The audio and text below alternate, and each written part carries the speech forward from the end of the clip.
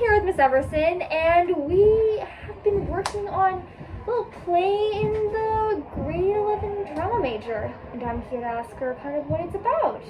So, what's been recently going on?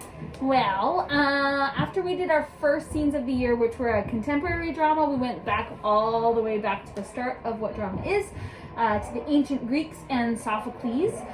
Sophocles is a tragedy writer from 2,000 years ago, more than 2,000 years ago, 2,500 years ago.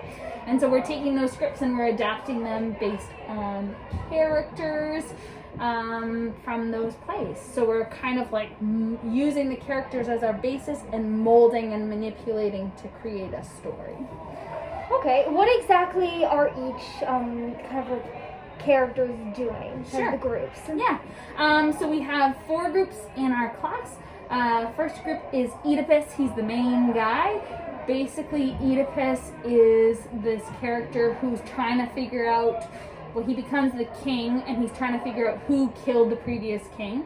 And through a long process, he discovers that he killed the previous king.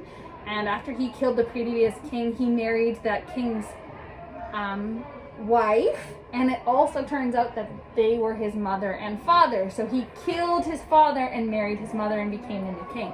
So what our Oedipuses are doing is they're taking the idea of Oedipus as detective and really turning him into like a 1940s, 1930s detective, and it's like a Jekyll and Hyde sort of scenario. A little bit of modernization there. Yeah. The second group is Creon. Creon is the brother of the queen, and he is going to be, their group has decided that it's like mob world, and he's like the head of the mob family, and he wants power even though Oedipus has power. So it's like this fight between them. And how they did it is they have each Creon in their group is representing one different emotion. The third character is Antigone, and Antigone, the Antigone group has decided to all play both the chorus, which is an ancient Greek idea, and the central character, but they're all going to play the central character and all be the chorus and step in and out of those 2 roles. They've also set it in the 1930s in the mob world, and so that's their theme, but they're doing some really interesting things with movement in that the people on stage are becoming different characters. They're becoming set pieces. They're becoming kind of like physical representations of mood or feeling or conflict, and that's really interesting. And then the 4th group is Ismene. She's the only person of this family, this tragedy, who survives. She's the only one who stays alive at the end of the story.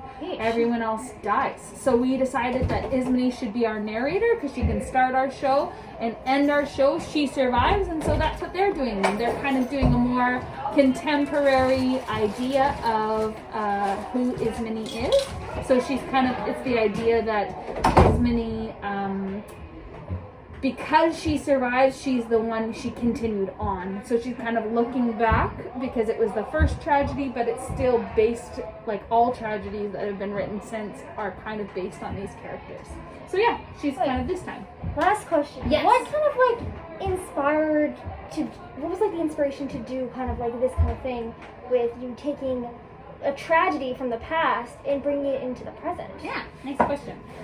So when I first started this class, went around the circle and asked kids what they wanted with this year, and so many of the kids in this class said that they wanted to try drama. They wanted to try tragedy. They've done so much comedy in the past, they wanted to try something meatier, something hard.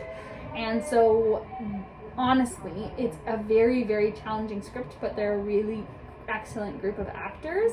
And so we thought, like, let's do it. Let's go back to the original tragedy.